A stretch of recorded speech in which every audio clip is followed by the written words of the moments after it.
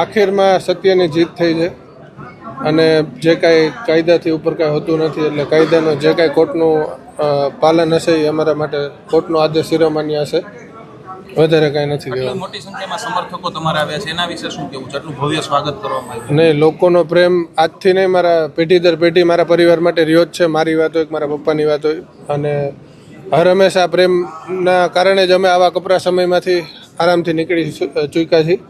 એટલે આ 72 દિવસમાં જે કાંઈ લોકોએ મારા માટે સ્વયંભૂ રીબડા, મારા પપ્પા માટે સ્વયંભૂ, મારા સમાજના, અન્ય સમાજના 18 વર્ષના લોકો, જે ગોંડલ તાલુકાના વેપારીઓ, ઉદ્યોગપતિ તમામ ભેગા થયા હતા સ્વયંભૂ અમને ન્યાય અપાવવા માટે, એ બધાને હું નતમસ્તક કરીને પ્રણામ કરું છું કે આપ સૌનો ખૂબ ખૂબ ધન્યવાદ કે આપના માટે થઈને આજે સત્યની જીત થઈ છે આપ લોકોના કારણે. તમારા પિતાજીની ગેરહાજરીમાં પણ રીબડામાં ખૂબ મોટું સંમેલન જેવું મળ્યું હતું, એમાં હજારો લોકો આવ્યા હતા, એ વિશે શું?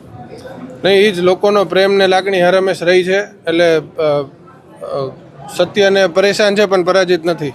એટલે જી, જે કેસને લઈને તમે ગયા હતા જેલમાં, જેને લઈને એ કેસનું મેં કીધું એમ કે આજે સેશન કોર્ટે મને શરતી જામીન આપ્યા છે, એનું ખૂબ અમે પાલન કરશું, કોઈ પણ શરત ભંગ ન થાય, અને એનું ખૂબ કાળજીપૂર્વક અમે પાલન કરશું. અને આવીને આવી જ રીતે કોર્ટ ઉપર ભરોસો છે, ન્યાયપાલિકા ઉપર અમને ભરોસો છે કે હજી આગળ જતા પણ અમારો વિજય થશે. સત્ય પરેશાન છે, પરાજિત નથી, મેં તમને કીધું એમ.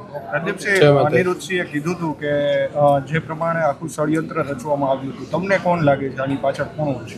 એ તો ભગવાનને ખબર ભાઈ. હું ડાયરેક્ટ એમાં કોઈનું ટિપ્પણી કરવા વાળો માણસ નથી. જે હશે એને કુદરત એને પહોંચાડશે ભાઈ. જય માતા, જય માતા.